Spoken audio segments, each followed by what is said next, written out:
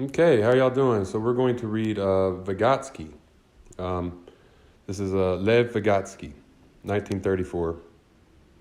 This is Thinking and Speaking. And I'm going to read, let's see, the preface here. Lev Vygotsky is kind of like a revolutionary psychologist in how he developed, like child psychology and how it applies to school. And so it's educational stuff. It's about school. It's about education and child psychology and understanding school. So I was kind of really wanting to read this.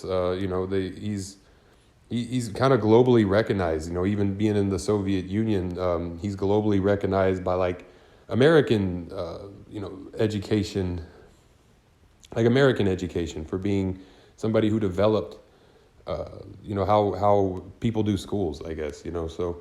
Or how humanity does schools now. So we're going to go ahead and get into this. This is Thinking and Speaking. This is his preface. This came out in 1934. So, author's preface. This book is a study of one of the most complex problems of psychology, the interrelation of thought and language. As far as we know, it has not been investigated experimentally in a systematic fashion. We have attempted at least a first approach to this task by conducting experimental studies of a number of separate aspects of the total problem. The results provide a part of the material on which our analyses are based. Theoretical and critical discussions are a necessary precondition and a complement of the experimental part of the study and constitute a large portion of our book. The working hypotheses that serve as starting points for our fact-finding experiments had to be based on a general theory of the genetic roots of thought and language. In order to develop such a theoretical framework, we reviewed and carefully analyzed the pertinent data in psychological literature. Concomitantly, we subjected it to critical analysis in the leading theories of thought and language in the hope of overcoming their insufficiencies and avoiding their pitfalls in our own search for the theoretical path to follow.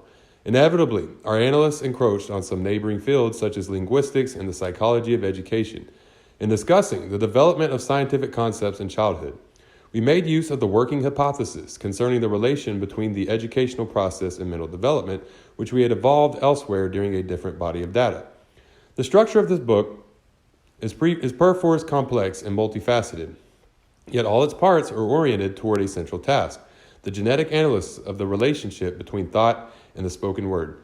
Chapter 1 poses the problem and discusses the method. Chapter 2 and 3 are critical analysis of the two most influential theories about the development of language and thinking. Piaget's and Stern's.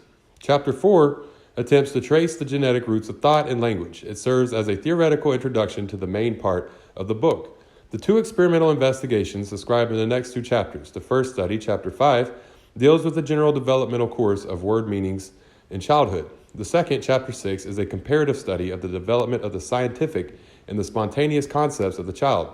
The last chapter attempts to draw together the threads of our investigations and to present the total process of verbal thought as it appears in the light of our data. It may be useful to enumerate briefly the aspects of our work that we believe to be novel and consequently in need of further careful checking. Apart from our modified formulation of the problem and the partially new method, our contribution may be summarized as follows. I, providing experimental evidence that meanings of words undergo evolution during childhood and defining the basic steps in that evolution.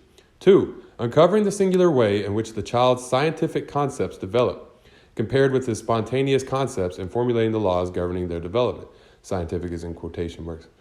3, demonstrating the specific psychological nature and linguistic function of written speech and its relation to thinking. And 4, clarifying by way of experiments the nature of inner speech and its relation to thought. The evaluation of our findings and the interpretations we have given them is hardly the author's province and must be left to our readers and critics.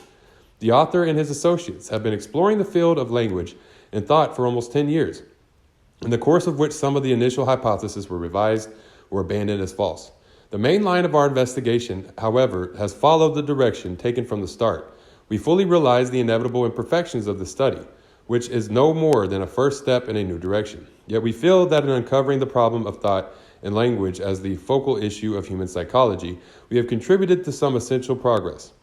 Our findings point the way to a new theory of consciousness, which is barely touched upon at the end of our book. Okay, so yeah, that is the author's preface of Thinking and Speaking. This is Lev Vygotsky. We're going to get into this book. Y'all want to follow me online? It's Facebook, Twitter, YouTube, TikTok, Tumblr, Medium, all Marxists off. Y'all go follow me. Y'all have a great day. Dodada goi.